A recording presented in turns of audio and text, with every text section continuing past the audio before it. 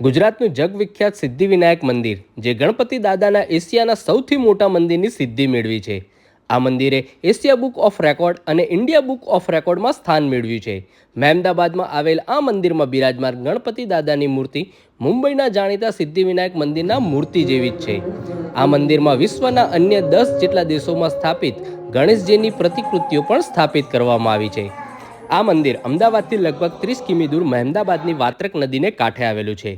આ મંદિરમાં ઊંધો સાથીઓ કરી બાધા રાખવામાં આવે છે અને બાધા પૂર્ણ થતા આવીને સીધો સાથીઓ કરવાનો હોય છે. સિદ્ધિવિનાયક મંદિરનો વિસ્તાર 6 લાખ વર્ગ ફૂટમાં ફેલાયેલો છે.